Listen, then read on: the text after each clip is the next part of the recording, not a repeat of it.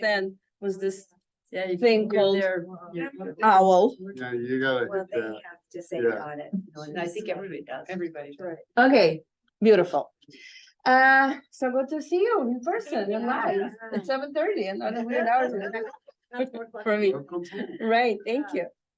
Okay, cool. So we have a lot to cover today. So we'll do a little rehearsal from last time. Just a quick story to share. Whoever knows me, I'm repetitive and I say it all the time that I truly believe that education and knowledge is power.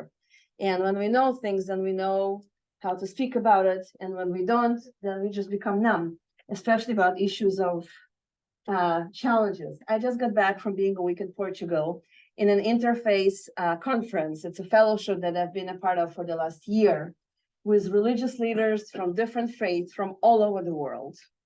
And it's challenging to be an Israeli and to enter a space like that at any given time. But definitely when there's a war going on between Israel and a terroristic organization that not the entire world views as a terroristic organization, with all the challenges in that, then it becomes even more difficult to enter a space like that. And to add on that, because it was our last sort of part of the fellowship, then there were two additional cohorts, one from the African countries, which is fine. Most of them are pro us. But then there was another cohort from the Arab region, which are not so pro us, to put it lightly. So it was very, very, very, very difficult. And there were a lot of very difficult moments of conversation and of dialogue and of just a lot of hardships. But then on the last day, there were two Catholic priests, one from Egypt and the other one from Lebanon. And they really, really, really wanted to spend some time with me and just a friend of mine. And they were really just looking for companions to go out for a beer because all of their friends in the group were devoted Muslims, no alcohol, no whatsoever. And we had 5 days together, and every day we told them tomorrow, and then tomorrow came and we were tired, and then tomorrow and whatever. And after graduation, literally on the last night, we were like, okay, fine. So we went out in Lisbon, and as we were like walking the streets trying to find for a place to sit for a beer, the one from Egypt started asking me, and he's like, I really want to ask you some questions, but it's not to fight. It's not to ruin the relationship. It's not for the argument. I want to understand, and I want to use this unique opportunity that I have to speak with an Israeli one-on-one. So I just want to ask you a few questions. Is that okay? And I was like, sure, of course, you can ask anything you want.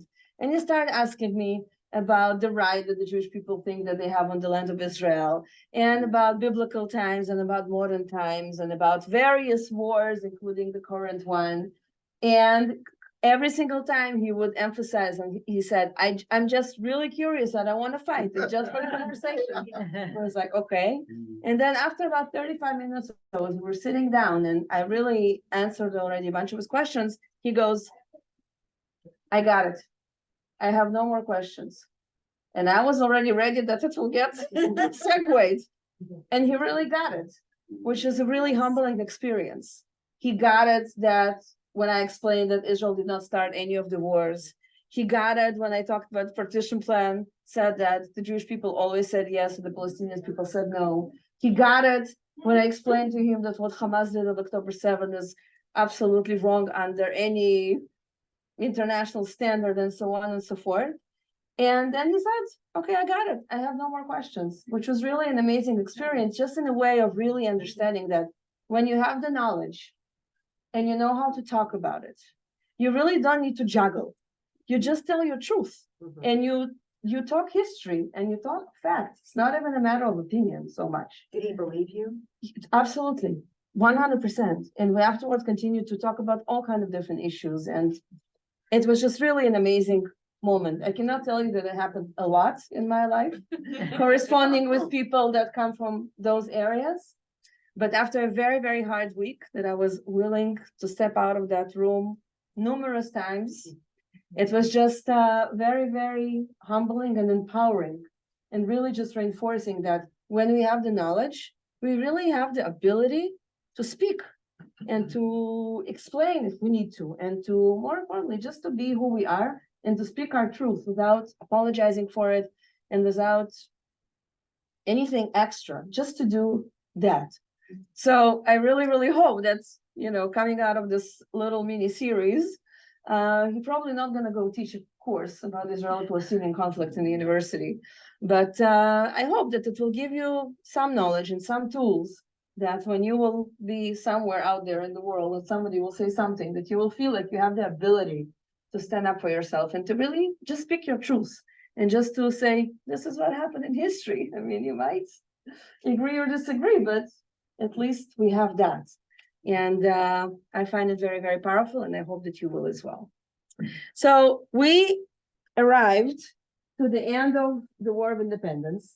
I just want to do a quick run through that and then see if you have questions. And then we will dive into many decades that I hope we'll have time to talk about today. And if not, then at least some of it. All right. Friends at home, you can see my screen? Okay, beautiful. All right. How will I do this? Do this like this.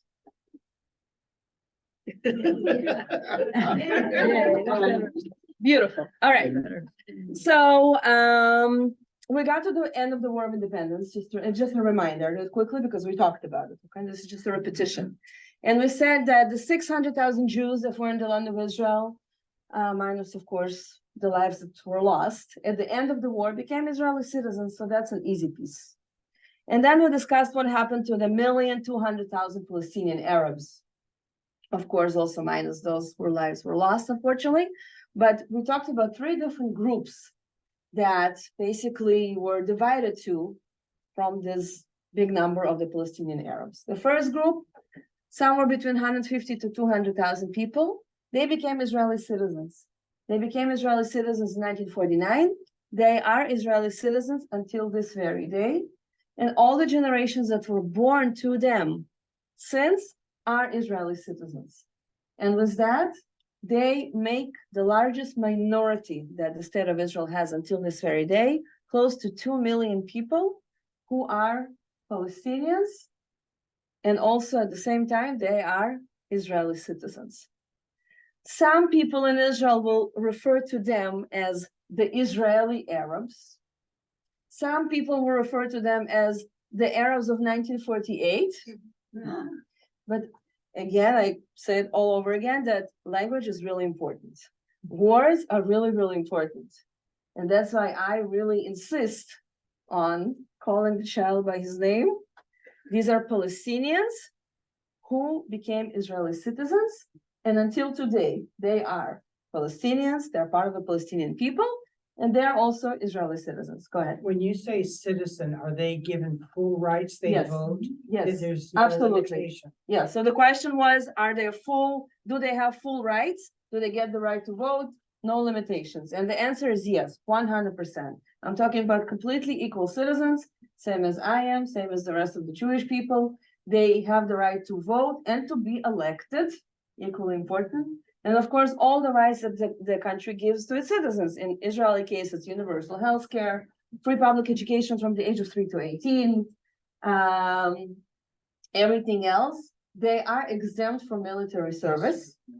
They can volunteer if they choose to. Some do, very, very, very little, but the country doesn't make them. Of course, on the surface,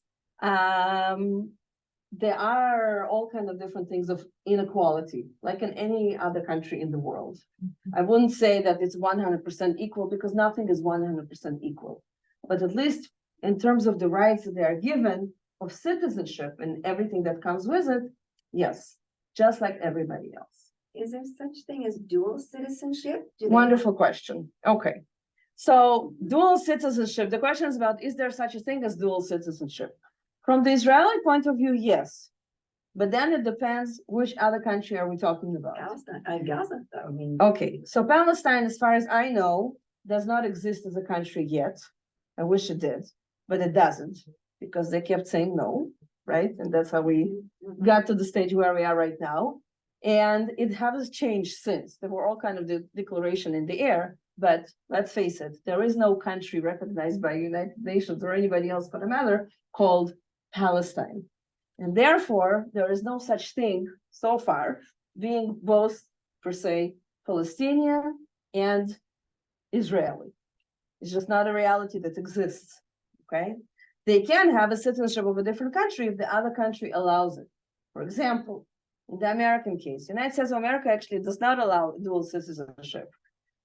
However, American Jews that come to live in Israel and make Aliyah, I did not meet yet one of those that wanted to get rid of their American citizenship, right? This is not a move that people do. But why is that allowed? Because Jewish people that come from America to Israel, they don't apply for a citizenship. That citizenship is given to Jewish people as their birthright. And since they're not applying for it, there is no problem. So as far as Israel concerned, you can have 5 citizenship. Israel doesn't really care. Yeah, As long as you pay taxes, you can do whatever you want. So it really depends on the second side. In the Palestinian case, it's not really relevant because there is no country called Palestine. I see, yeah. But I will take your question in a little bit when we'll talk about the refugee piece and the right of return piece, because that will be relevant over there. Okay. So this is one group. Okay, Lisa, you'll monitor if there are questions from the audience. People at home, please feel free to ask questions in the chat, and Lisa will forward your questions. The second group are the people that now found themselves either in Gaza or in the West Bank, in which case in 1949, they became submitted to 2 different countries. If they were in Gaza Strip, they found themselves under the Egyptian rule. If they were in the West Bank or East Jerusalem, they find themselves under the Jordanian rule. And that remained the fact until June 1967. What happened following June 1967, we will talk about today. Okay, but these are 2 big, important segments. Yes, go ahead. And did Egypt and Jordan allow any of them to become citizens? So it's yes and no. The question is, did any of these countries allow the Palestinians to become citizens? Jordan did grant citizenship to the Palestinians in the West Bank and in East Jerusalem. In fact, we are 56 years later, they actually still have Jordanian passports in the West Bank and in East Jerusalem, although they are expired, but they can use them for travel purposes, and it's recognized around the world. It's a very, very bizarre phenomenon. In Egypt, it wasn't exactly a citizenship, but it was more like a residentship. So they were residents of Egypt, and they lost it after 67, unlike in the West Bank. So let's say the Palestinians in Gaza right now want to go to Egypt, it's not really a possibility. And in fact, unfortunately, nowadays, we see it more than ever before, right? There is a city that is shared between Gaza Strip, southern part of Gaza Strip and Egypt. The city is called Rafah. And we did not see that borders being opened even once during the last 2 months to allow the Palestinians to just enter Egypt. It was never an option, really. Yeah. And are the Palestinians in refugee camps located in Lebanon citizens of Lebanon? Are there citizens of Lebanon? That's a good question. I want to say yes, but I will need to double check that. I think so. Pretty sure that yes, Lebanon and Syria. So Lebanon, if that's true, allows these citizens of theirs to remain in refugee camps. Correct. Yeah. Yeah. Okay, and then the third group are the Palestinian refugees. On the number scale, this is the largest group. We're talking about close to 800,000 Palestinians that just fled away. And they ran away with different scenarios. Some chose to wait by themselves because there was the war and they were afraid. They took themselves and they left. Some left because the Israeli army came and helped them to leave, putting it nicely. And some left because the Arab countries that joined the war told them there's going to be a war, leave, we're going to fight, we're going to win, When we will win, you'll be able to come back and everything will be beautiful, which of course also not what happened. And this is the largest group. Where are these people escaping to? To many different places. Some are escaping to either Gaza or the West Bank and establishing refugee camps over there, which by the way exist to this day. Some are going to the nearby countries like Lebanon, Syria, Jordan, and some are going far away, coming to America, to European countries, to Australia, whatsoever. What is most important for us to understand? These people become refugees and they hold their refugee status until this very day. It means that the new generations that were born to these people, they inherit the refugee status, even if the grandchildren are born in a different country and are citizens of that country. And in America, there are many, many examples.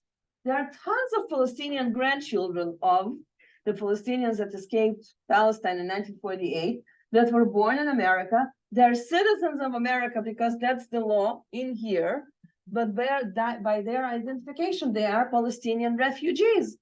And the United Nations allow that. It's actually the only nation in the world that can inherit the refugee status, and it's not going to change unless or until, whichever comes first, there's going to be a country called Palestine. And I think I shared with you the example of my conversation with 16-year-old Muhammad a couple of years ago in Greece that was telling me without blinking that he is from Haifa, when clearly he was not from Haifa, but he was from Syria. And there are numerous examples like that, okay? So this is very important for us to remember. We talked about this phenomena, and then quickly, just to make sure that we're all on the same page, the law of return and the right of return, not the same thing. The law of return is one of the first laws that were made in Israel following independence, early 1950, that basically says that every single Jewish person around the world is entitled to come to Israel and to become Israeli citizen the minute they get off the airplane. Why? Because Israel was established as a national home for the Jewish people, all of the Jewish people, all over the world, and that still applies to this very day. Unlike the right of return. The right of return is a term that is taken from human rights. It's a basic law of any human being, regardless of gender, race, religion, or anything in between, to go back to the land or the country of their origin. It's part of the Declaration of Independence from December 10th, 1948, and so on and so forth. So the Palestinians are taking this term or this right, and they want to implement it. Where they want to implement it? On the land that they consider historic to them, the land of their origin, which is of course Palestine. Where they want to go back to? To the same place they left from 75 or 76 years ago. Most of these homes are not there anymore. Some of these homes are inhabited by other people, but it doesn't really matter. This is what they have in mind, and this has been one of the most important points of negotiations over the years. We will get to those negotiations, but it's just important to keep in mind. Any questions up until now before we move on? No? Okay, good. So the last piece, we mentioned it very, very briefly last time, just to sort of remind us that at the same time as all of this was happening, almost an equal in number Jewish population was thrown out from the Arab countries around the Middle East. And you really just look at the numbers together, we're also talking about close to 850,000 people, give or take, that were thrown out from Algeria and Morocco and Tunisia and Lebanon and Iraq and Syria and Iran and Yemen and so on and so forth. And they came to Israel as part of the law of return. So if, for example, there will be an argument made on refugees, then of course all of these people are easily in a position to say, we became refugees. We were thrown out from our countries, which is true. They were thrown out. And not only that, most of the Jewish communities were very, very wealthy. And they were not able to take anything with them. They literally needed to get up in the middle of the night and start running, leaving everything behind. Houses, estates, a lot of money, a lot of merchandise and whatnot, the entire life, and just to go with the clothes on their bodies and nothing else. Were they thrown out because they had the idea that they had a place to go? They were thrown out. It started immediately after the United Nations partition vote, which was November 29th, 1947. It started in many of these countries immediately after. How did it start? With pogroms. Same scenarios that were familiar in Eastern Europe at the end of the 19th century or beginning of the 20th century. This is what was happening. The local population immediately after the United Nations partition started to push, set synagogues on fire, and so on. In those countries that didn't happen in November 47, it happened in May 48, immediately after the establishment of the country. So in the radius of those 6 months, most of the Jews that lived in Arab countries, which was close to 1 million people, were gone. And they arrived. So these are two sort of parallel things that were happening. Palestinians were going out, and Jewish people from the Arab countries were coming in. And believe it or not, some of these Jewish newcomers that were coming in, escaping from the Arab countries, would be settled in the same homes that the Palestinians would live from. It's tragic, but it's the truth. It happened in all kinds of different places, okay? So if, for example, there's a Palestinian family that is still holding the keys to their home in, let's say, Jaffa or Haifa, it is very possible that they're gonna come and knock on their door, and they're gonna find ancestors of a Jewish family that came there from Morocco or Yemen in the 1950s. By the way, there's an amazing book called, maybe some of you read, it's called The Lemon Tree by Sandy Tolan.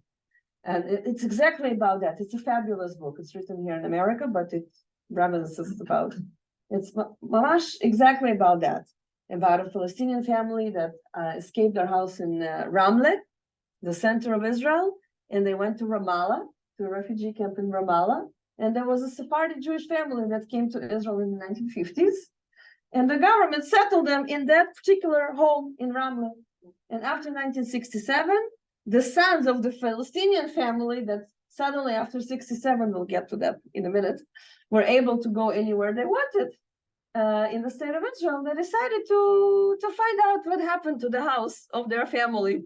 So after they picked themselves up and they had the courage, then one day they ended up in Ramle and they knocked on the door, and a beautiful girl, Jewish girl, opened the door and looked at those two brothers. Yes, who are you? And they said, we were born in this house. And they go inside and they see the lemon tree that is in the yard. And of course, there's a story that is evolved and many, many, many stories like that. So it's like an historical fiction, but it's a real story. Okay, let me change the.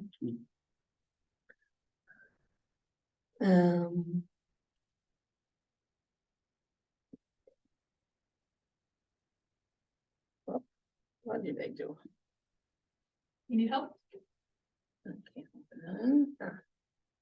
Just want to make sure.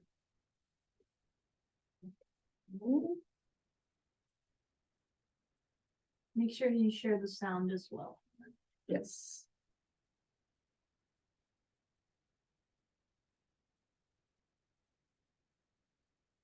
Stopped.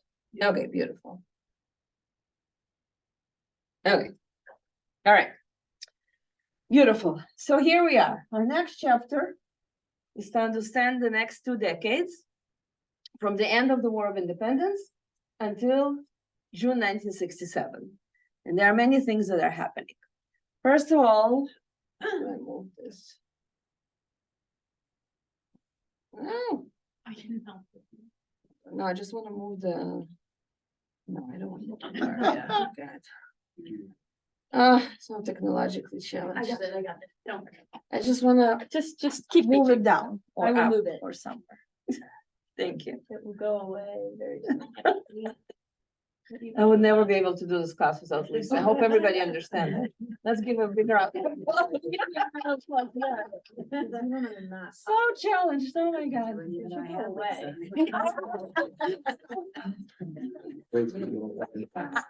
They won't go away. This is fine, this is. Yeah. good. It's as good as it's gonna get. Yeah, sorry, okay. At least we have a big screen to look at, okay, good. All right, so, this is how the map, look like between the end of the one war to the next one, okay? So we have Gaza Strip by the hands of the Egyptian. We have the West Bank, which is Judea and Samaria, and East Jerusalem belong to Jordan, and everything else is Israel. And Israel at this point, starting 600,000 Jews, at this point, probably around 200,000 Palestinians, everybody are Israeli citizens. And of course, the Jewish population is growing because starting with the end of the war, there are more and more Jewish people coming from all over the world. And the Palestinian population is growing by birth. Okay. So let's address to a few points. I'm sure you heard about the term called the Arab League, which is sort of a coalition of Arab countries, and they discuss issues that are important to them. So the Arab League was actually established in May 1945, immediately after the end of World War II. And connecting to our region, first they were very much opposing to the future Jewish state. And once the Jewish state was already established, their first action was the invasion of the 7 armies of the Arab countries around neighboring and around Israel into what we call the War of Independence. I'm not sure that I mentioned, so I'll mention it now. The War of Independence is the way we describe the war, but the word that the Palestinians are using to describe the war is Nakba. Nakba means catastrophe, it means destruction, and it's very, very important because we talk about 2 narratives. So clearly there are 2 narratives addressing the exact same event. But for our narrative, this really was the battle for independence. And that battle led to the fact that we have a state.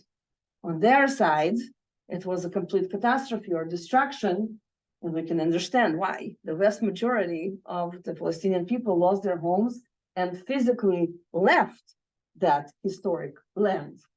Not to say, of course, that there was no country that was established. So independence versus Nakba, these 2 wars have not changed until this very day. They are very much present. In fact, when we celebrate independence, we celebrate according to the Hebrew dates. But if we would have been celebrating according to the regular calendar, the date is May 14th. The Nakba is also not celebrated, of course, but commemorated. And the date is May 15th. May 15th, and it's a day, it's a red flag day in the Palestinian calendar. It's commemorated every single day, every single year. And we'll see a very particular year that America will also have part of, if we'll get to it either today or next week.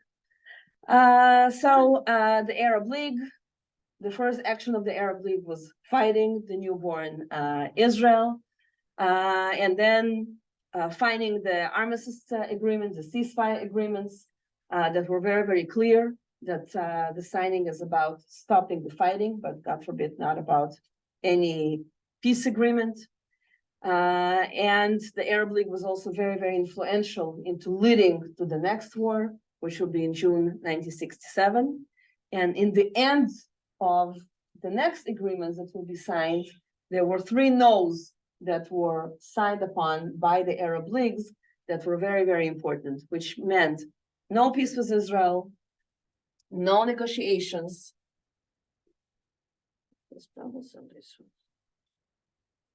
Okay. Usually it goes away. I know. Well, no peace, no negotiation, and no recognition. So the 3 no's, okay? No peace, no negotiation, and no recognition in Israel as a Jewish state. Not much have changed. But it's important to know when did it start and how did it came to be.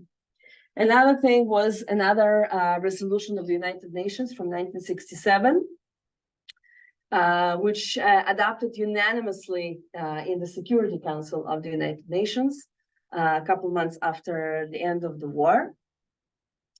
That really did not want to have any resolutions. And the resolution authors, who have been criticized for their use of vague language, maintained the choice that was purposely done and intended to prompt negotiations among the parties, which basically reinforces the 3 no's, but in the Security Council of the United Nations, which gives the Arab League sort of another kick.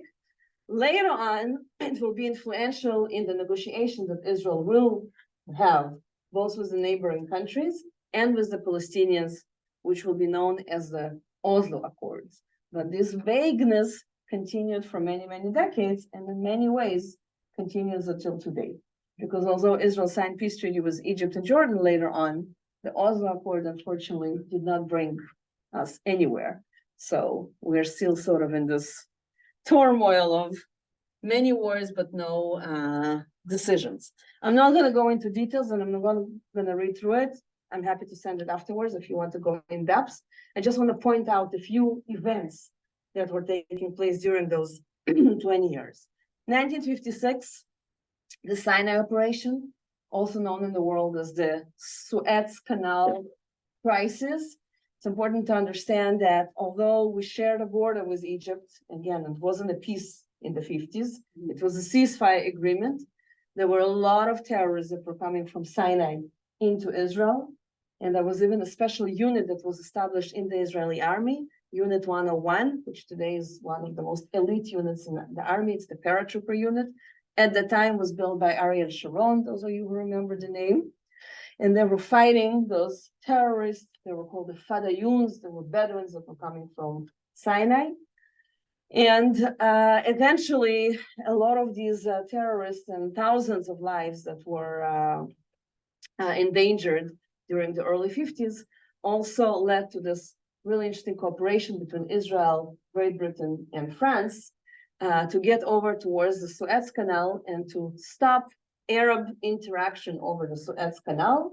At a certain point, Egypt wanted to close the approach that the European countries and Israel had towards the Suez Canal, wanted to sort of leave the entire region out of oil. And that is actually, believe it or not, minus the 6-Day War, which we'll get to in a little bit, was the only military operation that Israel initiated and started first in our entire history. It didn't really lead to anything. We did occupy the Suez Canal, the Sinai Desert, which later on we returned to Egypt when we signed the peace treaty. But besides that, it didn't lead to major military achievements. But it was the first and the only really military operation that Israel initiated sort of and started first out of numerous wars that we had in 75 years of our existence. So that was an important event. We'll actually get to this later on. I feel like I'm missing something, but all right, let's look at it now.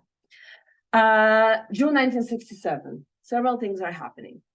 When we talk about the northern border, which is not really part of this conversation, so I'll say it really, really briefly.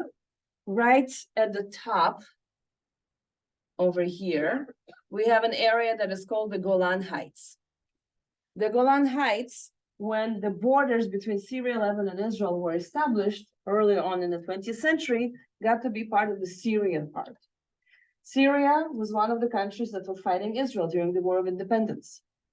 They did not win anything. They signed a ceasefire agreement just like everybody else.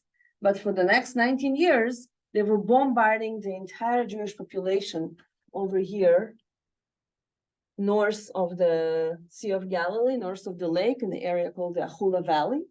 And they also tried to stop Israel from getting water from the northern tributaries that flow into the Jordan. And those were two very, very important reasons for Israel to make sure that Syrians are interrupted in these two goals. A, bombarding peaceful citizens, and two, cutting Israel out of water at that time, that area and that water was over 35% of Israel's drinking water that they tried to cut us from. That's what's happening in the north. In the south, Egypt put forces, military forces, into the area of the Suez Canal, which was a violation of an international agreement. And apart from that, Egypt and Syria had their armies literally on our borders. So the situation was that everybody knew there's going to be a war, and it was like, I didn't touch you, don't touch me. I didn't touch you, don't touch me, for a very, very long time. So it was clear there was going to be a war. For these reasons that I mentioned, yet again, Israel started first. As you know, the war lasted for 6 days. well, actually 5.5, but it doesn't sound as good. So we call it the 6-day war. And what's important is that the results of that war were a complete surprise, not only for the world, but also for Israel. For the world, nobody really took Israel seriously during the first 19 years of its existence. And those who kind of did said, oh, the Zionist project somewhere far away in the Levant, over the ocean, but not really. Nobody really thought that it will be sustainable, that it will be remaining here over time. And it was really like nice to have a project of the Jewish people after World War II, after the Holocaust, kind of whatever. So it was a huge surprise for the world. Israel managed to triple its territory in 5.5 days.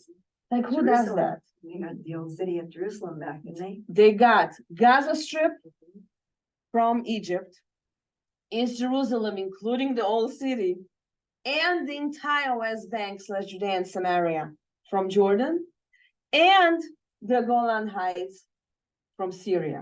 Now, Golan Heights, again, it's a yes and no in terms of the conversation that we are having. I'll explain in a minute, but it is important to bring it as part of those territories that were suddenly added to this tiny little Zionist project somewhere far away in the Middle East that out of nowhere in 5.5 days became a military empire. Like, what happened? Go ahead. If I remember correctly, because I remember that war really vividly, I'm old enough to remember it. The statistic was because Israel was being attacked by 5 other nations. Okay. The statistic was 5,000 Arab army militants, soldiers, to 1 Israeli. That was like the statistic back then, if I remember. And yet they defeated them. In fact, there were stories of, I guess because they weren't trained very well, the Arab soldiers. So there were like hills or something. And then you see all of a sudden this rush of thousands of Arabs and maybe, 5 Israeli soldiers. And when they saw the Israelis, they turned around and went the other way because they weren't apparently trained well enough or something like that. These are some of the things that I remember. Yeah, I mean, there are a lot of stories and a lot of numbers. And Israel definitely already had an army, not the army that we have today. But if to take the Air Force as an example, this is the war that the Egyptian Air Force that was on the borders ready to go. We destroyed every single airplane before they were able to get one plane in the air. So there are many, many, many, many different stories. And suddenly we wake up 6 days later and the map is completely different. We have the Sinai and the Gaza Strip now on the Israeli side. We have the West Bank now on the Israeli side, and we have the Golan Heights now on the Israeli side. And most importantly, not to forget, we did not conquer only land. Or let's put it like this. The Golan Heights had 20,000 Druze, which is a minority group that had some family members in Israel. They had Syrian army posts, but all their soldiers ran back to Syria once they understood what's going on. But when we talk about the West Bank and Gaza, we talk about millions of Palestinians. So it's not like we acquired empty land. And then, of course, there's a game changer, a very, very big and important game changer. And again, it's really, really important to understand that everybody was surprised all along. The world were surprised, but the Israeli government was as equally surprised. And when we woke up the following day, after 6 days, and we looked around and we saw this triumph, we needed to make some decisions. What are we going to do with all this treasure that we now have in our hands? Both land and, of course, more importantly, people. And the truth is that we had no answers to those questions. We really hadn't, because we didn't plan it ahead. So nobody knew what to do with that. Not with the land, and definitely not with the people. And therefore, different decisions were made to deal with different regions. And all of those decisions were supposed to be temporary solutions. I'll say this again because this is key to understand the forwards. Okay? The Israeli government at that time, which I remind you was a Labor Party government, the government that was established by David Ben-Gurion, continued by Levi Eshkol, later on will be the government of Golda Meir. Yitzhak Rabin was the chief of staff of the army during the 6-Day War. These are the people. This is not Benjamin Netanyahu, okay? These were the people that were the top of that triumph. These were the people that, by the way, told the chief rabbi of Israel that went up to the Temple Mount immediately after that triumphal victory and said the Temple Mount is in our hands and put an Israeli flag on the Temple Mount. This was the government that told him, take the flag off. And this was the government that several days afterwards told the rabbis, we're not going up to keep the Temple Mount. We're going to give up the control of the Temple Mount to Muslims, which they did. It's really, really important to remember, to put it into context. That was the government. So that government made different decisions about the Golan Heights, about the West Bank, different decisions about East Jerusalem, different decisions about Gaza and Sinai. And every single one of those decisions, maybe with the minus of East Jerusalem, and I will explain.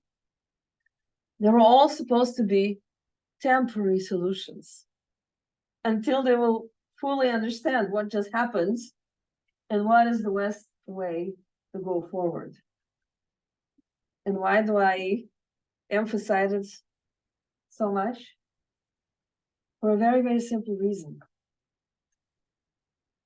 That government, and personally I want to believe that any government that followed, did not have the intentions of occupying the remaining Palestinian people for the next 56 years.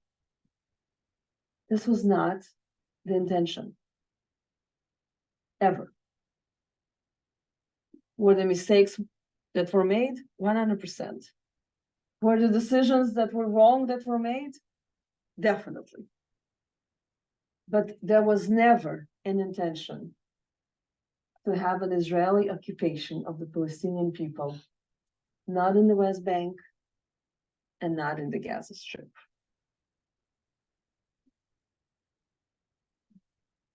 And now that we have that as a foundation, we can maybe start understanding, so how did it happen?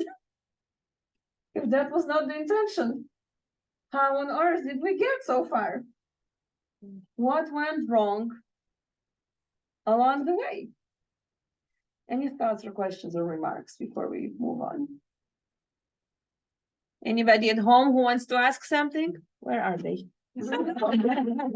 Are they still there? I got rid of them so that you could see the Oh, sign. okay. They're still there, But my Wi-Fi. It's still there. No, they left, they got bored. I have a question. Good question. I have Go a ahead. question. Yes, please. When did the Israeli settlers start moving into the West Bank? Oh, you're really bringing us, you're segueing us to the Yes. next stage. It's planted. It's coming, Okay, I'll wait. coming up, Anyone else? coming up. So the Palestinians on the outside, what do they think about the Palestinians that are Israelis? When? Now? Throughout? Ever, even after all of this? They went away. And the You don't people, know how. Where did they keep them? Oh, I put them away. You want them back? I just want to know that they're Okay, there. but I want, they're right there. It's like matching. See, what I really want to do, hold on. Can I just It's try really one too much for thing? me. See? Oh, hello. Just one sec. Hold on, I'm trying to do one thing. That's a very good question. What did the Palestinians from the outside think about the Palestinian that stayed? And that's actually one of the challenges, because while I'm trying to make a point that we're talking about one Palestinian people that is divided to many different fragments, many of them long gone thinking that they are one people. And yet at the same time, it's true and not true.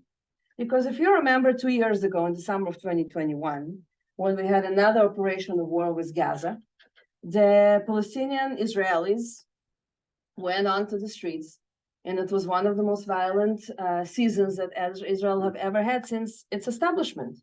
And they were going out with Palestinian flags and fighting for the rights of their brothers and sisters in Gaza.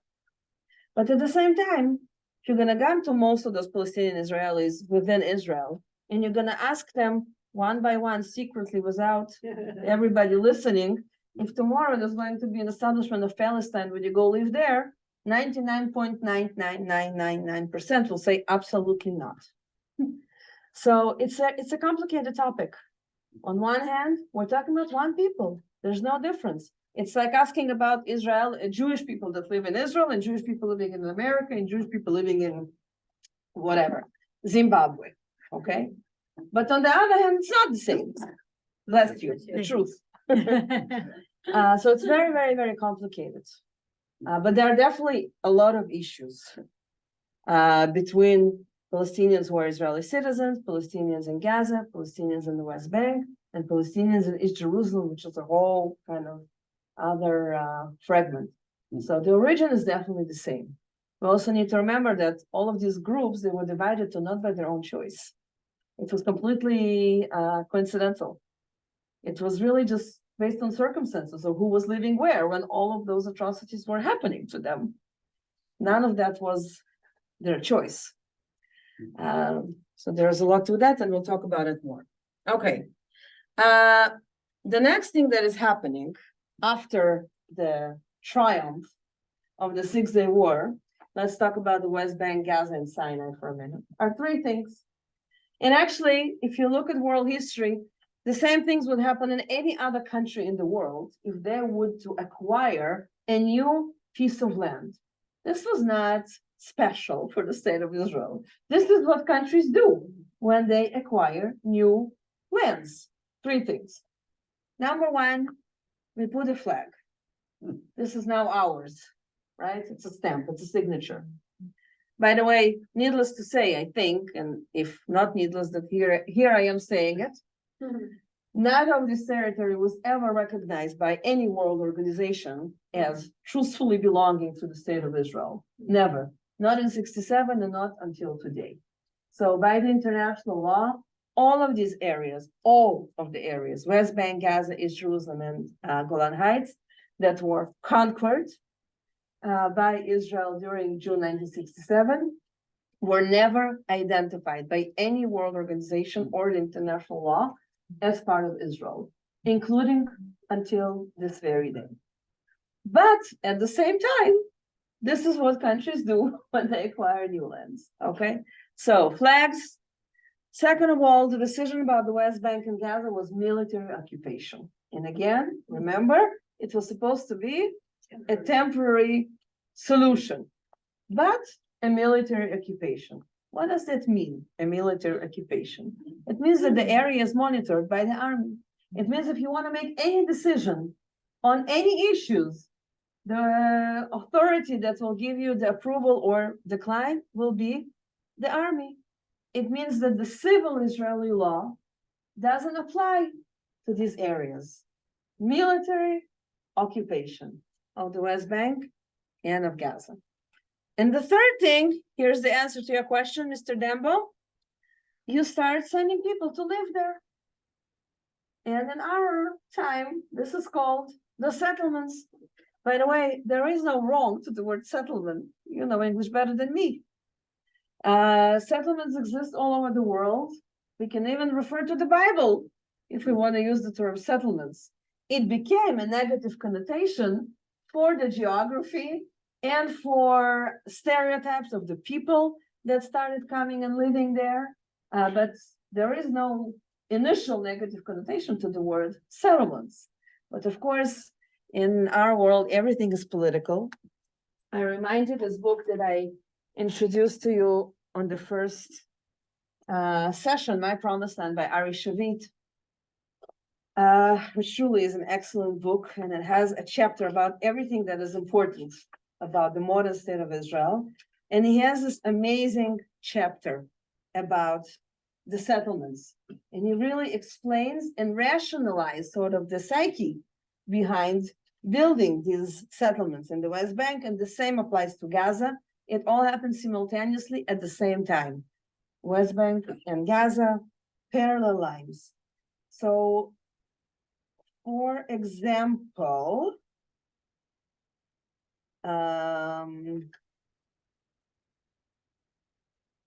I know why. what? Okay, so when I chat, the thing doesn't go away. I get it. I told you, Lisa. If I get rid of it. Mhm. See, look. Okay, here it is. Just to have a feeling. He says like this: the settlements were a direct response to the war. The swift turn of the events in 1967, from fear of annihilation to resounding triumph, sidewiped the rigorous self-discipline that had held Zionism together for 70 years. The Israeli nation was drunk with victory, filled with euphoria, hubris, the messianic delusions of grandeur.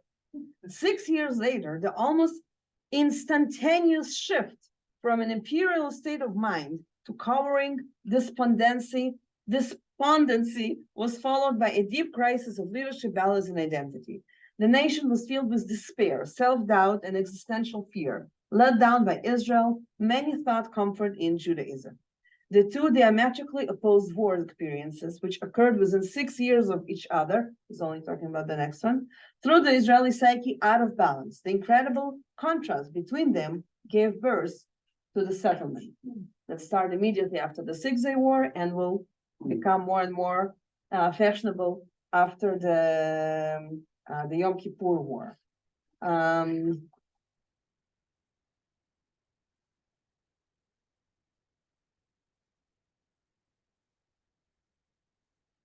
The mission of salvation of the land was now on the shoulders of believers. The torch had been passed to religious Zionism, and it was the mission of religious Zionism to light the fire of the mountaintops. One settlement on Shomron Mountain would not solve the problem, but one settlement was certainly feasible, and it could make a statement. It would lead Zionism in a totally new direction. And then it goes on and on and on and describes how one settlement was built after the other.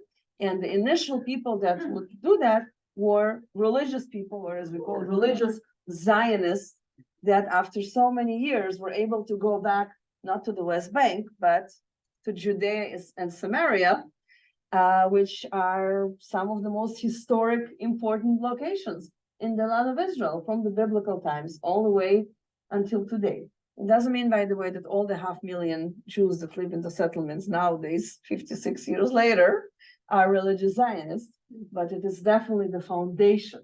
The people of great belief in the concept of the land of Israel, the promised land, or the promised people. We were thrown away from that land in 1948.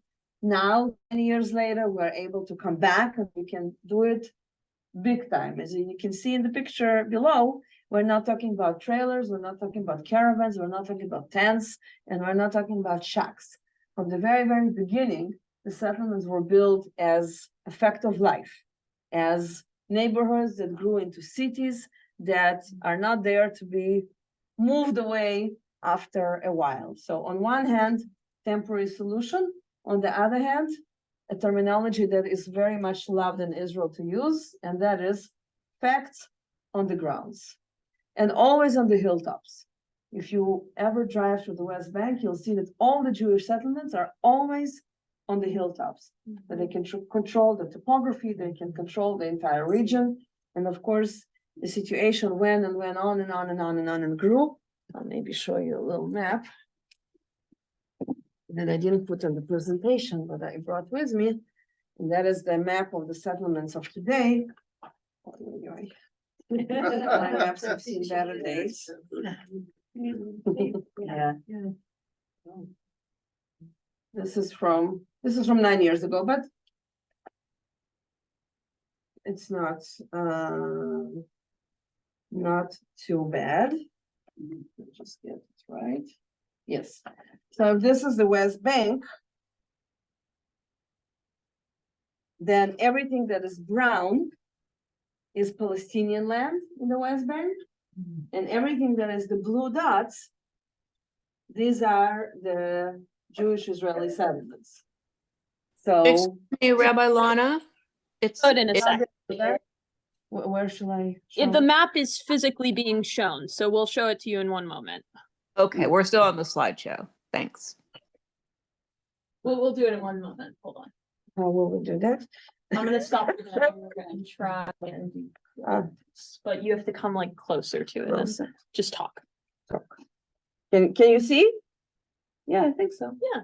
Okay. It's just small. So the idea is just to see the colors. Everything that is brown is Palestinian land, and between the brown, there are a lot of blue dots, which are the settlements. So today we're talking about 3 million Palestinians living in the West Bank, and among them getting closer to 500,000 Israeli Jews that are living in the settlements. And this is in 56 years. So just to complete the picture, if we take the Jewish population in the West Bank, and again, same thing was in Gaza. Why was? Because in Gaza, it ended in 2005 when we pulled out. But up until 2005, it was exactly the same. The first people that came to live were the Zionist religious people that really wanted to physically build their homes on the historic homeland, the concept of the greater land of Israel. But in the recent decades, we're talking about young families, the young demographics, sort of people my age and nowadays already younger, with young children that could not afford to live in the center of the country. And the government gave a lot of incentives, and that's already not the labor government, but the government that's controlling basically Israel since the revolution of 1977 and onwards, when the socialist country started to go down and capitalism rise up. That was also the rise of the right-wing parties that really wanted to settle the land, and that was the intention. And they gave a lot of incentives to people to go live. The simplest example, if I want to build a home in Israel, I first need to buy land, right? Purchase a land and pay whatever the land costs. And then with whatever money I have to build a home according to my financial abilities. I will decide if it's a small home or a large home, right? So the government was giving incentives to people both to the Golan Heights, to Gaza, and to the West Bank. The land was basically given for free. And then you would get land and you will build your home according to what you can. But you will pay literally half of what you would in any other area of the country. And plus taxes and a lot of stuff that costs money, like electricity and gas and whatnot, would automatically be lower as well.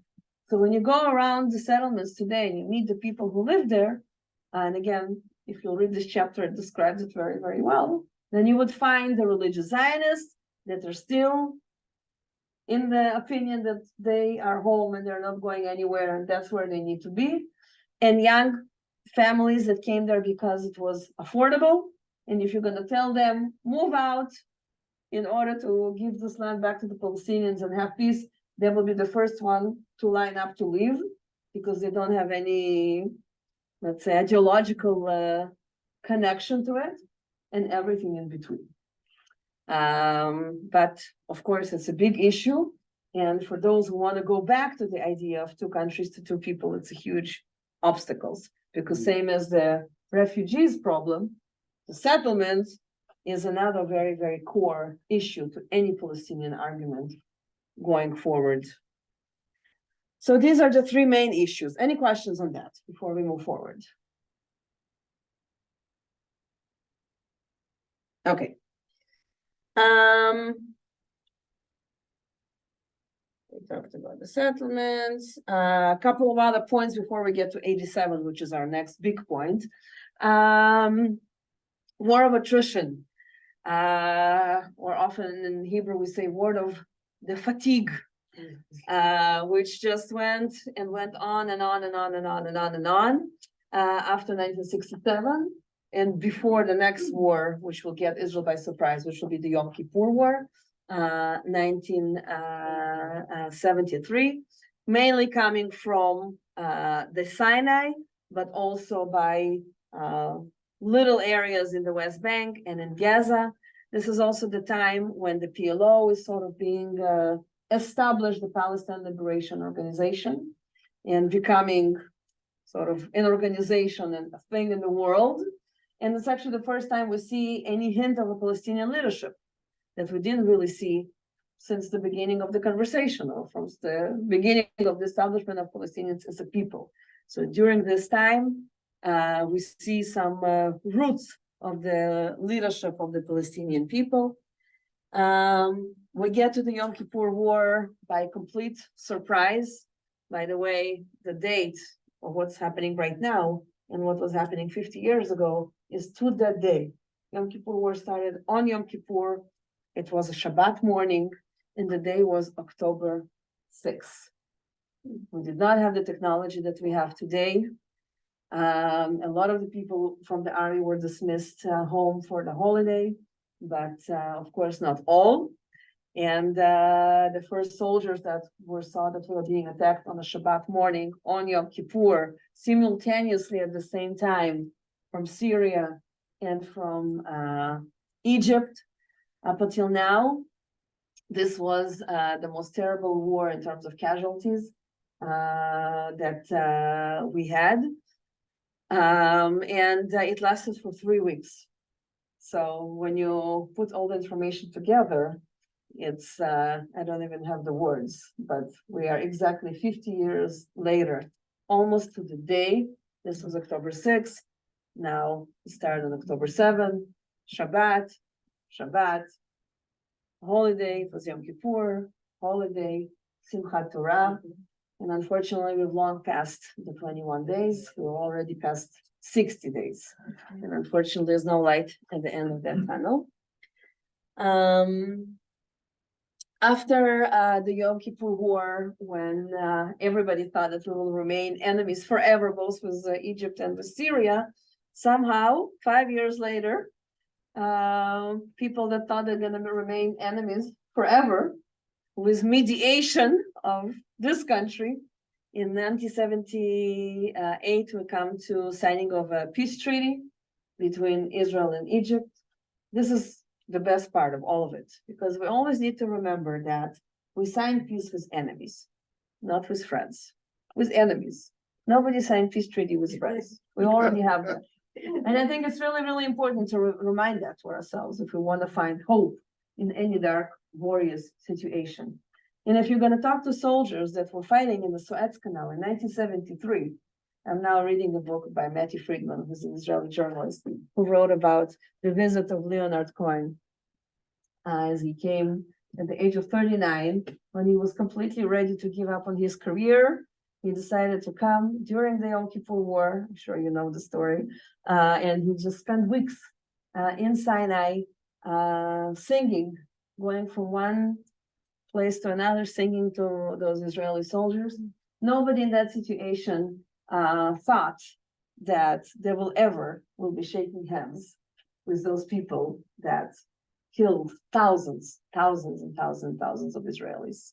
And yet, if we're looking for a hope to hold on to, 5 years later, it happened. The complete unexpected event happened when Anwar Sadat, let's see if we can watch it, came to Israel the first Arab leader.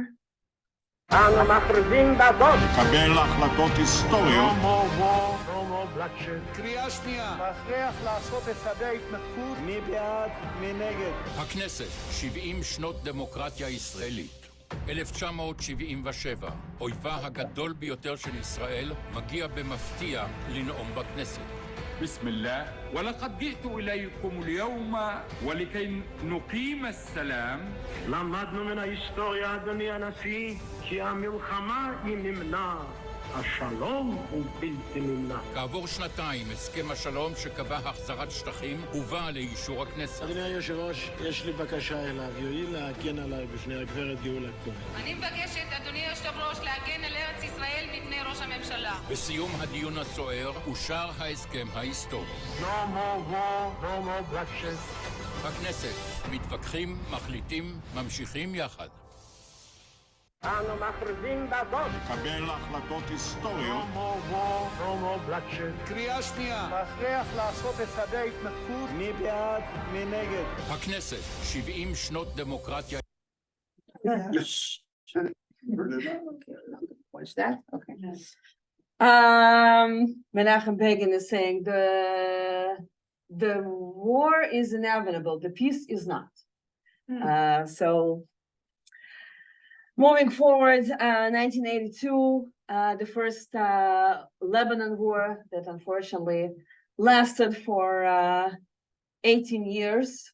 A whole generation of Israeli soldiers that were drafted to the army and immediately went into Lebanon until the summer of 2000. And let's get to 1987, which is the first Intifada. And let's understand basically what's going on those two parallel narratives that are not bound to meet one another. When Israel conquered those areas and did not know what to do with that and decided on the military occupation, all borders were open. What does it mean? All Palestinians from the West Bank and from Gaza could go anywhere inside of the state of Israel that they wanted. And all Israeli citizens in Israel could go anywhere in the West Bank or Gaza as they want to. If we talk about Gaza of nowadays, people used to go to the beach in Gaza. People used to go to eat hummus in Gaza. People used to go to repair their cars. I remember when I was an officer in Gaza Strip during my military service, I always had one battalion of reserve soldiers. I served during the second Intifada, 2000 to 2003. But when I would open up a map to show them what we're about to do in the next whatever time, they would say, we know this street by heart. They would say, this was the best hummus, and this was the place for the best whatever. And they knew it because this was like for us to go to Tel Aviv. So all the borders were completely open. And people in Jerusalem would go to Bethlehem and to Ramallah and to Jericho. It was a 10, 15-minute ride. And of course, vice versa. This was one picture that we need to keep in mind. But the other picture that we need to keep in mind that it was military occupation. What does it mean, military occupation? It means that if I'm a Palestinian and I live in whatever, let's say Bethlehem, then I get up and I go on the streets. And every single day, I see my city and I see my people, but I also see Israeli soldiers every single day. That's my reality. And after 20 years of that reality, we come up to a realization that the youngsters on the Palestinian side say, why? Why do we need to see soldiers? And these are my enemies. Why do I need to see them on an everyday basis? Intifada literally means a violent uprising. In 1987, there was an uprising, but it wasn't a big deal. It wasn't that sophisticated. So mainly what we would see would be pictures like this. A lot of kids, a lot of teenagers that would wrap a keffiyeh around themselves, take rocks and throw it on Israeli soldiers. It did not go for one day. It lasted for a while. But that's mainly what was. And it goes all the way until we get to the Oslo Accords. The Oslo Accords were a very, very important historic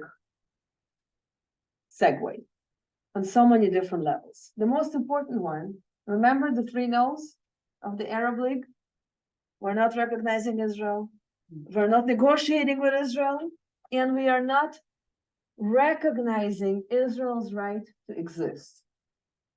The most important thing that was achieved under the Oslo Accords, that for the first time since the beginning of this conflict, which by this time is already almost 100 years old, the Palestinian leadership, in the shape of Yasser Arafat, looked at the eyes of the Israeli leadership, represented by Yitzhak Rabin, who was the prime minister at that time, and recognized the right of the state of Israel to exist as a Jewish national home. That was epic. Epic. By the way, I don't know for how many times did you hear, I know for how many times did I hear as an Israeli, Benjamin Netanyahu, who has been in power since 1996, say that he's unwilling to negotiate with the Palestinians because the Palestinians are unwilling to recognize Israel's right to exist. And every single time I heard it, I wanted to say to him,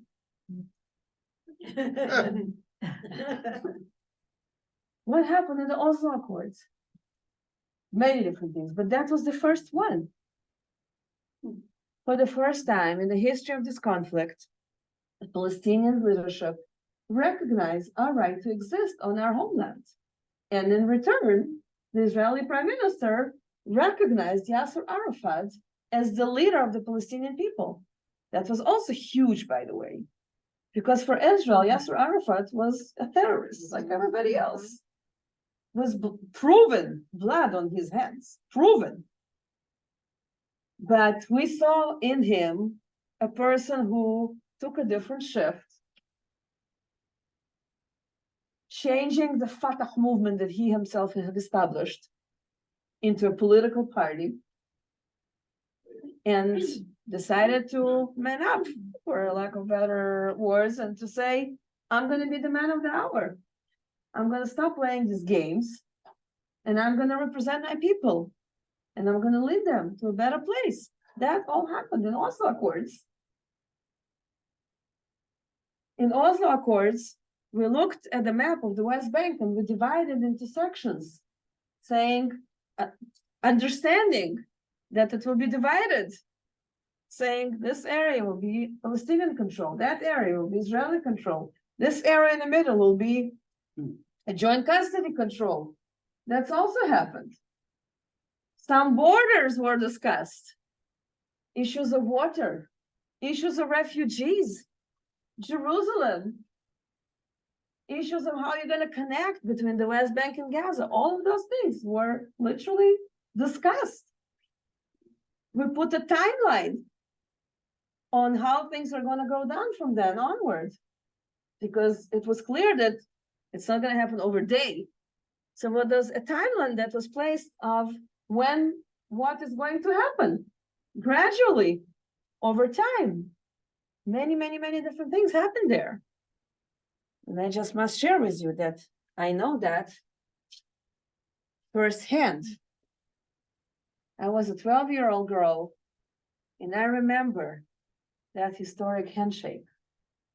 Growing up in a very famous Israeli children's choir, we were 50 Israeli children and 50 Palestinian children that were brought together to Norway, to Oslo, with 50 Norwegian children to sing at the famous signing of the Oslo Accords.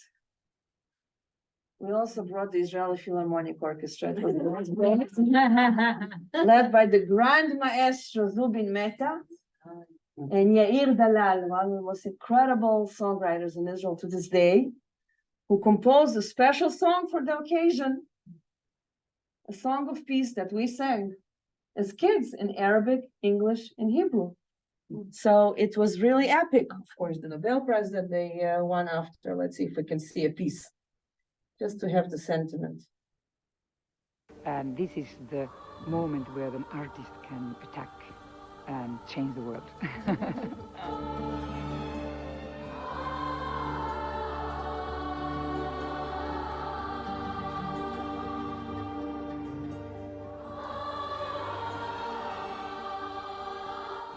We will sing in Arabic, the Israeli choir will sing in Hebrew, and the Norwegian choir will sing in English. Everybody likes peace.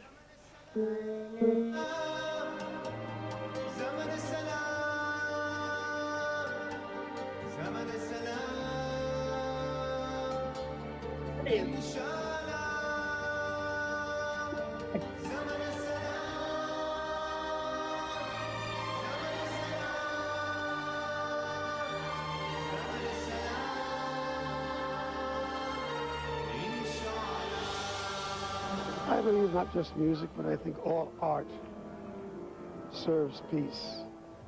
I think all artists have a responsibility to use their art.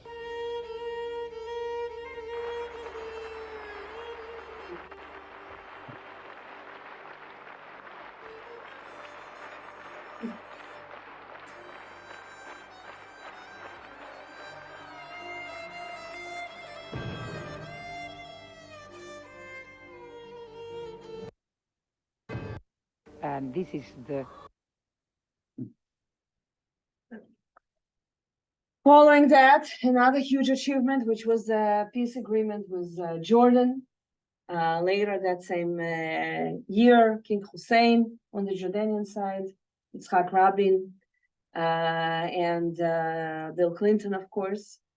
And I can tell you that as a child growing up in the early 90s, when we got back after Oslo and we signed also a peace treaty with Jordan, the sentiment on the street in Israel was, and I don't know how it was here, you can tell me, but in Israel, the sentiment was that peace is happening tomorrow morning. We could sense it, we could smell it, we could feel it, we could touch it.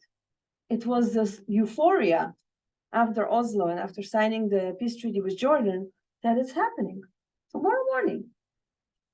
And unfortunately, it didn't happen tomorrow morning because we received opposition on both sides. On the Palestinian side, the opposition was in the shape and form of suicide bombers that still could go anywhere they wanted in the country. It was not a problem to put an explosive for yourself and go explode yourself in a bus, in a coffee shop, in a dance club, in the market, in a restaurant. That became a daily reality. I remember my own personal father missing the number 5 bus leaving from Dizengoff Center in Tel Aviv by seconds. He was running after the bus and he was mad at the driver of the bus for not waiting for him at the bus stop.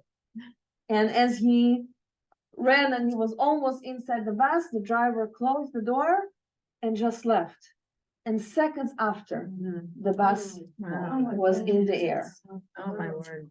And it really was the reality in Israel, almost on an everyday basis. And of course, the other side of the opposition was, this is the signing of the peace treaty with Jordan. The other side of the opposition was the famous big peace rally.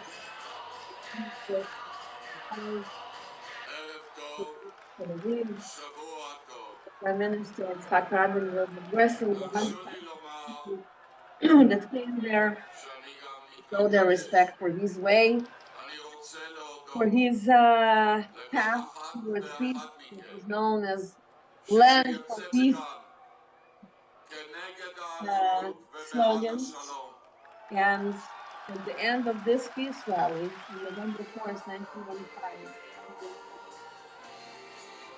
he was assassinated by an Israeli religious young person who decided to take the law into his own hands and kill the Israeli Prime Minister. At 11:10 p.m.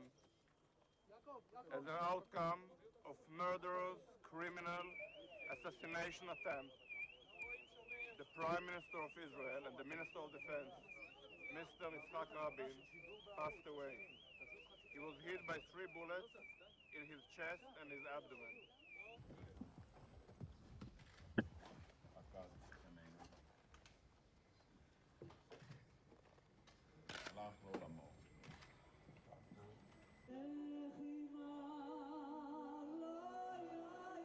Was a song that he sang literally seconds before he was shot. Because of Shimon Peres and Miri Aloni, a very famous Israeli singer. And that song was composed for the signing of the peace treaty with Egypt. I am very sad That's right. and very shocked for this awful and terrible crime against one of the brave leaders of Israel and the peacemakers.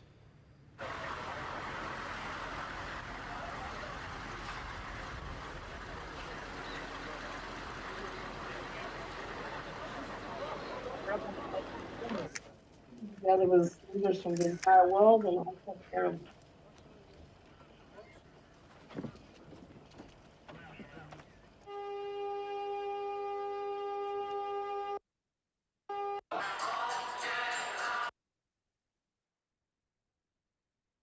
Uh,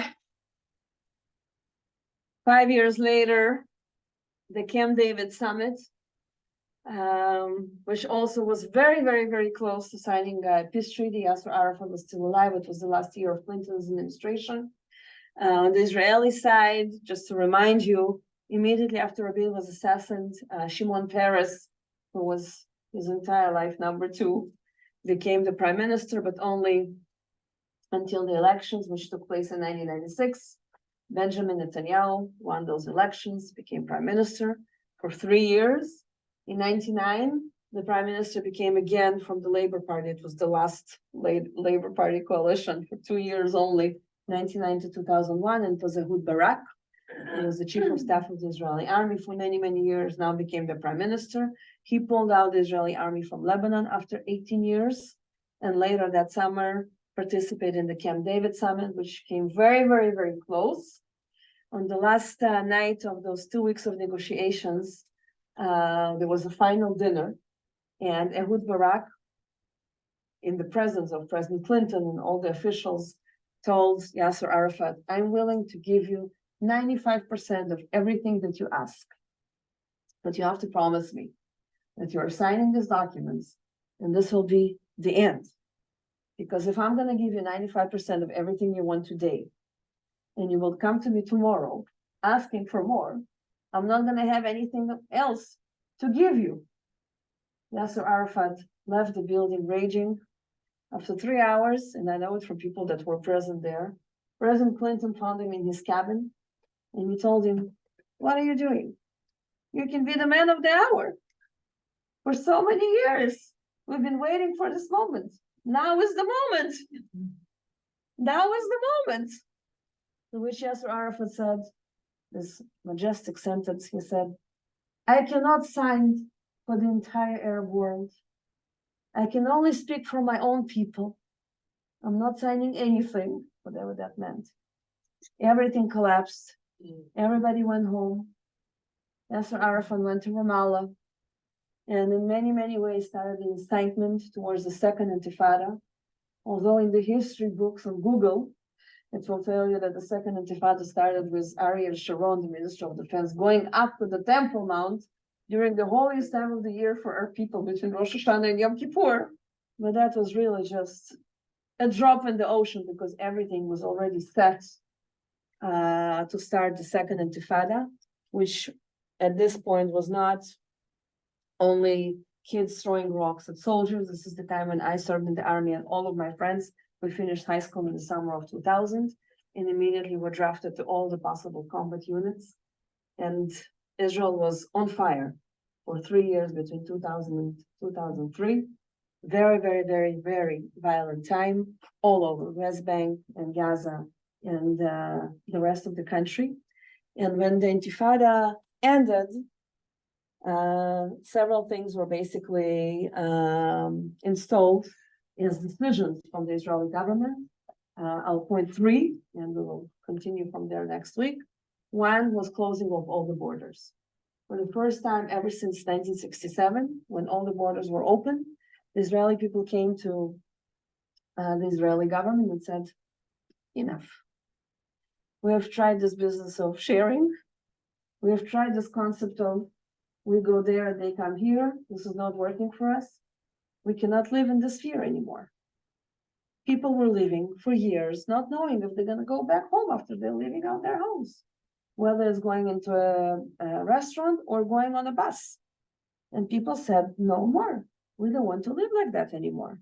So the first decision was closing of all the borders, hermetically, completely sealed, which means Palestinians from areas that are held only by Palestinians in the West Bank cannot come into Israel. Same with Gaza. And it also means that Israeli citizens cannot go to Palestinian territories in the West Bank and in Gaza. The second thing that was decided upon is the establishment of checkpoints, over 300 checkpoints. It used to be also in Gaza, now there's West Bank, to make sure that the first decision is being implemented. And the third decision was the building of the security barrier. You might hear it on the news as the separation wall or separation fence. In some places it is a wall, in other places it is a fence, but we're talking about over 500 miles of a security barrier, the physical barrier that was built between the West Bank and Israel and partially also Gaza. And these three things basically became the reality of the state of Israel and the Palestinian neighbors from 2003 all the way until today, for 20 years. And in 2005, is a unilateral decision, Ariel Sharon, who was the prime minister at that time, decided to disengage from Gaza. What that meant is that we brought all of our army presence and 14,000 Israeli Jewish civilians that were living there in settlements between 67 and 2005. We pulled them out. We really never going to know what exactly was going on through his mind while he was doing that. Unfortunately, very shortly after he did that, he had a stroke that followed by a coma for the next 8 years. The people that were close to him would say that he did that to experiment in a way, because Gaza, unlike the West Bank, is a very, very small area. So the thought was, let's give it a chance. We'll try it out with Gaza. If it will work out, then we'll be able to do it forward. It almost created a civil war inside of the Israeli society, the disengagement of those 14,000 people. And most importantly, unfortunately, the year after we pulled out, they had democratic elections in 2006, and ever since 2006 until today, the only power that's in charge in the Gaza Strip is a terroristic organization called Hamas. It's not the only terroristic organization there. There are many, many others, but they are in power. And I'm not going to go into detail right now, but just visually, if you look at what have happened in Gaza during those 18 years since Israel disengaged in 2005 and until today, on an average, almost every 2 or 3 years, we have a big round of military operation. We never call it a war, we always call it an operation. I always very, very intrigued by the choice of names in this case. In between, for 20 years, ever since 2000, we have rockets that became more and more advanced over the years, but they started in 2000 and never continued until today. So the population that suffered the most on October 7 is a population that is living under fire for 23 years continuously. Kidnapping of soldiers, releasing over thousands terrorists from Israeli prisons in return of getting back soldiers alive and or not. And of course, getting to this point on of the war that started 60 days ago, it's not in void, it's not out of nowhere. Everything that we've discussed so far led to this moment in time. We'll go through this list a little bit more in detail next time, but more importantly, we'll discuss what are some of the solutions that were presented over the years, and what are some of the solutions, if any, are possible at this point going forward. Thoughts, questions, remarks? What happened to the PLO? You never hear about them anymore. The PLO is still very much in charge of the West Bank. So when Hamas came power in 2006, the PLO really disengaged from the Hamas. There is Hamas also in the West Bank, but it's not as powerful as in Gaza. So the PLO, after the passing of Yasser Arafat, went to his successor, which is Mahmoud Abbas, who is also known as Abu Mazen. And he has been in power since 2006. By the way, the last elections in the West Bank were also in 2006. But is that what it's called? The Yes. PLO? Yes, Mahmoud Abbas is the leader of the PLO. I thought it was a PLA. No, PLO, Palestine Liberation Organization, I know, but there's the PLA, which is Mahmoud Abbas, which is what? the gentleman who's in charge of the West Bank. No, that's PLO, and that's Mahmoud Abbas. I don't think so. I do. It's in I'm serious. Me too. Palestine Liberation I understand that, Organization. but I think they're two different. PLA and the PLO are two separate. I think he's referring to the Palestinian Authority. Well, that's the PA, but it's the same thing. Yeah, PLO or the Yeah, Palestinian okay, Authority that- is the Palestinian Liberation Organization. It's the Right, same. I know. That's why, because here, Yeah. they call it the Palestinian Authority. You don't hear them call it. like They other- don't- But it's the same thing. You Okay. did, but not lately. Got it. Okay. the It's the same thing. Mahmoud Abbas is the leader of that. Right. And it's the same thing. Thank you, Cantor. You bet. Any other thoughts, questions, remarks? Go ahead, Bobby. This might be something for the last class, Maybe, go but, ahead. it sounds like, without being, an understatement, that Israel is in a difficult position right now, not just with a war, but at a pivotal moment where internally things have to change, they have to change with the settlements, obviously with the government. Okay, so how does my question to myself sitting here is like, how does the country hold together? Because I'm seeing fragility in a number of areas. And then, after we answer that, what do we do? Because we're sitting here watching it, we're connected, and it has an impact for us as well. I hope it's kind of Yeah. a thought question. Yeah, absolutely. The question is, I think both, first of all, the question is a macro question. Yeah. Okay, it's a macro question that has a lot of components into that, and I will ask you to sit with that for a week. Okay. Because it's really, next time I would like it to be really more of a conversation, and I'll present sort of the ideas that were there once upon a time in the last couple of decades. Unfortunately, every single one of them failed, and I will explain why. But then really sort of to have a conversation and really to think together, what are the possibilities going forward? Because we're definitely now in a place that we never thought that we're gonna be.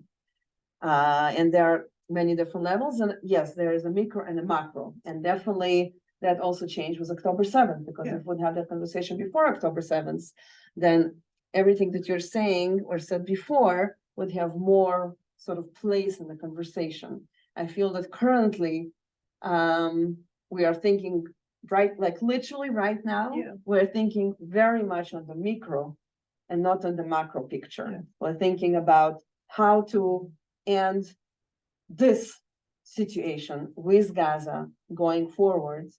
And the day after that will be handled, there will be time and place to think about all the other components, which is the government and the settlement. And of course, as you can understand, people are very different minded about every single one of these issues. Generally speaking, Israel as a country, as a society, as a population, over the years went very much far towards the right, And October 7th put the very small minority that still remained in the center and in the left and moved them more towards the right. So we are experiencing very, very challenging times. Ilan and then Steve, yeah. And as you said, there have been no democratic elections in the Palestinian territories. There was a leader by the name of Fayyad who was pushed out by Abbas several years ago, but he evidently is well respected. So the question, not to go down that line, is how there are thinkers on the Palestinian side and maybe in other countries that are Palestinian about how to create some democracy in that area so that there is someone with whom Israel can negotiate, which there is not now. Is there a way you can address something about that side of the equation? Yes, but it will also gonna be next time because Okay. it's just part of the next part of the conversation for sure. Steve. And then probably the next time that there are new players on the horizon. Russia is sticking its 5 words into this. Iran clearly is a player in all of this. It Yeah. doesn't make life easy. Yeah, I mean, it will be in the next part, but I will just say very, very briefly that the Arab world has definitely been through some changes over the last even 5 years, 5 to 10 years. And the most important piece is the relationship with Israel. And personally, I feel that what we're experiencing now that started on October 7th is a lot of the pushback that the Hamas as an exemplary organization was feeling following those changes. Because it's not possible to separate. Israel signed peace accords with Abu Dhabi and Almost. was on the way. I mean, we'll talk more into that, but it's definitely a very, very important piece that the Middle East is changing and the Arab world is changing, or at least it was changing before the current catastrophe. I strongly believe that what the Hamas did on October 7th was a very brutal reaction to that from a place of despair.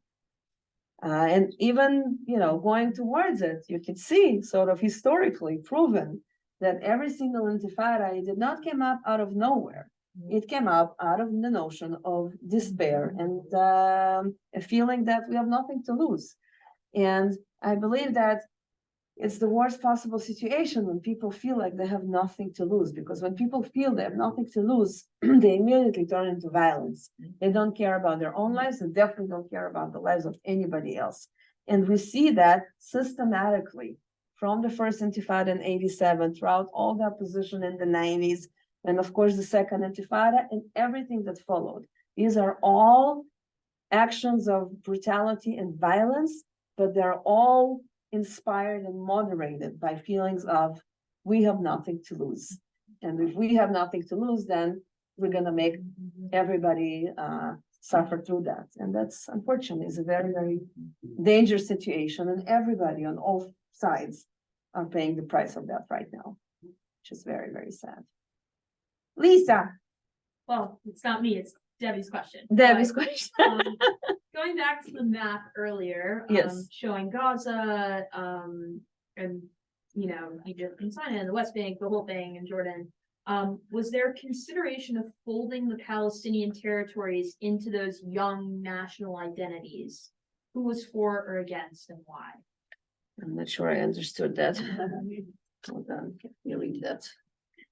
Well, it's just to me, hold on. It's just you. If you want to go, feel free to go. We passed our time. Can you say it, read again? Here, I just sent it to you, it's right there.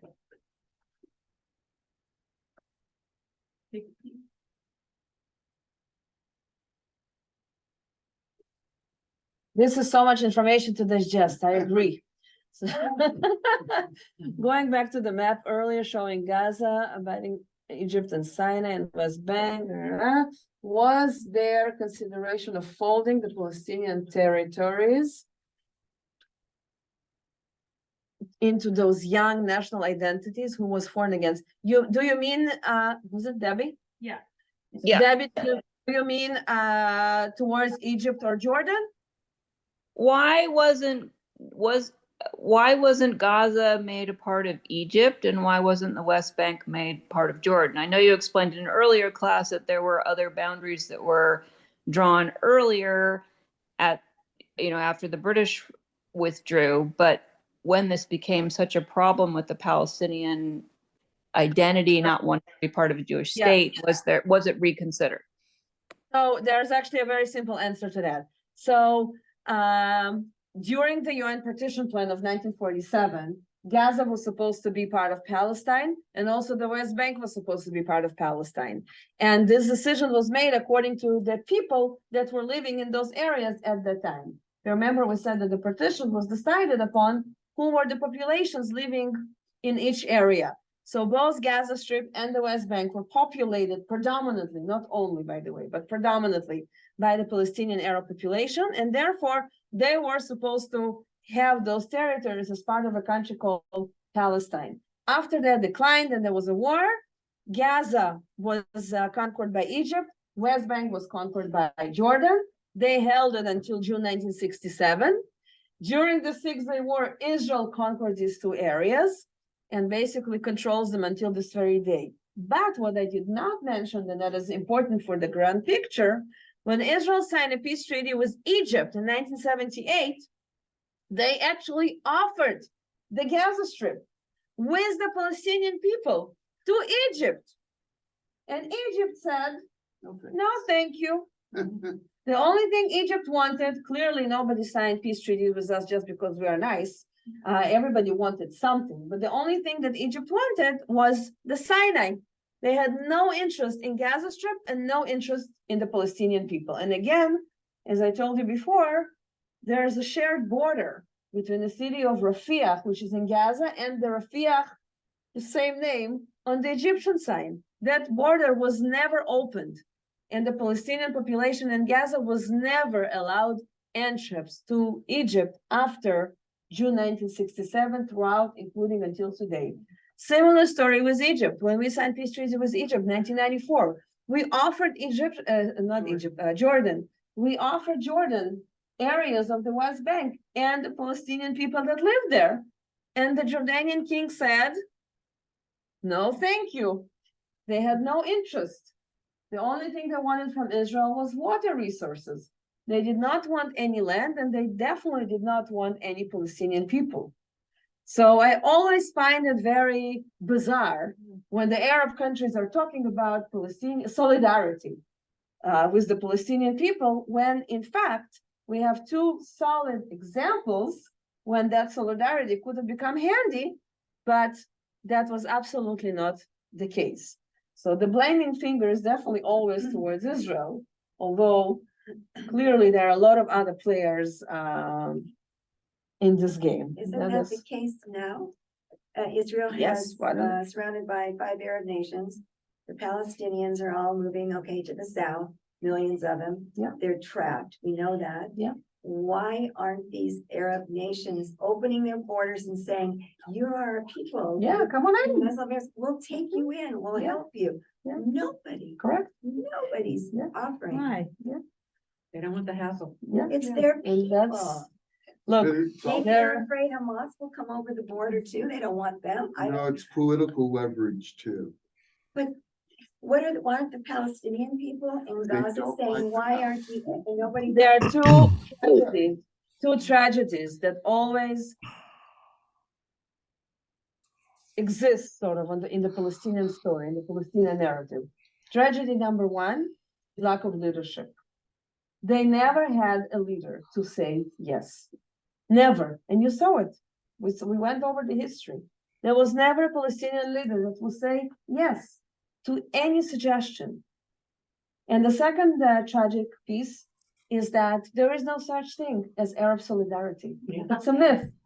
They can scream it to the rest of the world and blame Israel and fight for their Palestinian brothers and sisters, but nobody does anything even remotely related to that. And the fact is on the ground. We can see that. If we haven't seen it before, which unfortunately there are so many examples, but now we see it more than ever.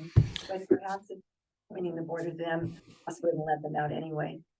Cantor Dag wants to talk. Go ahead. Yeah, I had a statement and then a question. A couple lectures ago, Rabbi Lana, when she was talking about the War of Independence in 48, all the countries who attacked Israel had it was very clear that they wanted no part of the people living in Palestine. They were interested in destroying Israel and taking the prizes for that. And secondly, when we talk about Arabs, I think we're incorrectly making them one group. It's like Texans and New Yorkers on steroids. These are previously tribal and family clans that have grown, and they're very, very separate. The Egyptians don't want the Palestinians, never did, neither did the Jordanians, and by keeping them separate, they enable and keep alive the thorn. And it goes back again to the group of the Arab Five that Rabbi Lana talked about today, this evening, that they didn't recognize Israel. They wanted to destroy Israel. And Rabbi Lana, here's the question.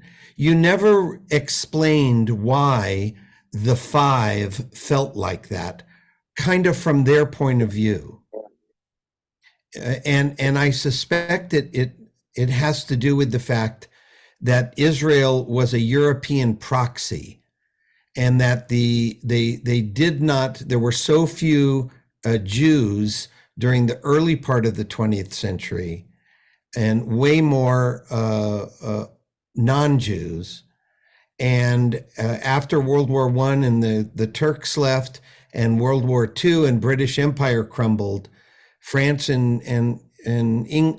Britain left the area, leaving it to the people who lived there, with the exception of this European proxy. I mean, I think you're in the area.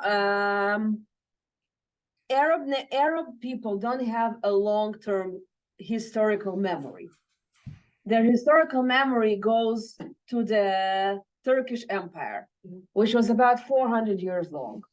So as they look back 400 years into the 16th century to the 1500s, they see what was Palestine, or actually Transjordan at that time, on both banks of the Jordan River, and who was controlling it and who was the majority of people that were living there. And you are right that during those times, the Jewish people were a very, very, very small minority. After the collapse of the Turkish Empire, it's the era of colonialism. France and Great Britain come inside and basically tear up the entire land that was part of the Turks, now into bits and pieces. And the land of Israel / Palestine sort of was part of that puzzle. And more Jews suddenly are coming, and they wanted to make sure that this land remains sort of part of what it used to be for that chunk of time, which was under the Turkish Empire. That is one. Number two, we can bring the religious component into that, and that's the value of the land of Israel, predominantly Jerusalem, although not only, to the Muslim religion. And after all, most of the Middle East is Muslim. Although the countries that form the Middle East are a modern phenomena, but the lands, in the eyes sort of the historic image of the Muslim people, Jerusalem is part of it, and they wanted to make sure that the land that holds Jerusalem and the surroundings will remain in Muslim hands and not in Jewish hands. These were, the way I think at least, the motivation for the Arab leagues to decide that the countries will join the war to make sure that there will not be Jewish presence or Jewish leadership or control over the land that in their worldview and in their eyes is considered to be as a Muslim land. And so it was by British largesse that that the land, it was a land grant, right? The Brits, yes, but they didn't. The Brits, for them, you know how many lands they controlled over that time. I mean, they had half of the world. Yeah. They So, did not but I'm trying to understand from the beginning, the Arab Five simply did not recognize the British claim. They kicked them out, and as the British were leaving, starting again the beginning of the 20th century, they did a quit claim to the European Jews to form these two states, and the Arab Five simply did not accept that. They wanted the Europeans on. They wanted to make sure that the land is staying under the leadership of Islam. Whether it was one of those countries or anybody in the neighborhood, that was secondary. But they wanted to make sure that the land will be led by Muslim people, not by Europeans. And I think that's key. I think that's really right on, because that really helps to explain why so many Arabs really want to get rid of Israel. Because it almost goes back to the Crusades as well, which was another European invasion. Yeah. Yeah, I mean, we didn't really touch on the religious aspect here, and maybe we will next time, because I really wanted you to see sort of the two parallel lines from the national perspective, because the battle is on the national perspective. Religion sort of intervenes in the middle and complicates things even further. But the conflict itself is on the national level. So I wanted you really to see those two parallel lines of the national narratives of each of the nations and their claims, sort of, and their understanding of their rights on the land. But that religion definitely plays a role in it and makes everything even more complicated. Yeah. Yeah. These have been brilliant sessions, Rabbi Lana. Kolakova. Thank you, Dad. All right, my friends. I think our security people here really want to go home. They're patrolling and hitting us to go home. Thank you all. I invite whoever can come in person next Wednesday. We'll light Hanukkah candles. And Cantor Dag, if you will come, we can sing a little bit. And then we'll dive into the last round of this, and it will be more of a conversation than a lecture. So thank you all. Happy Free Hanukkah. Laila Tov.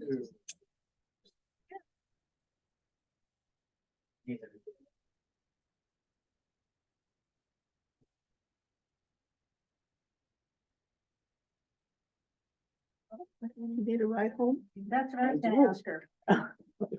But You need any help with any?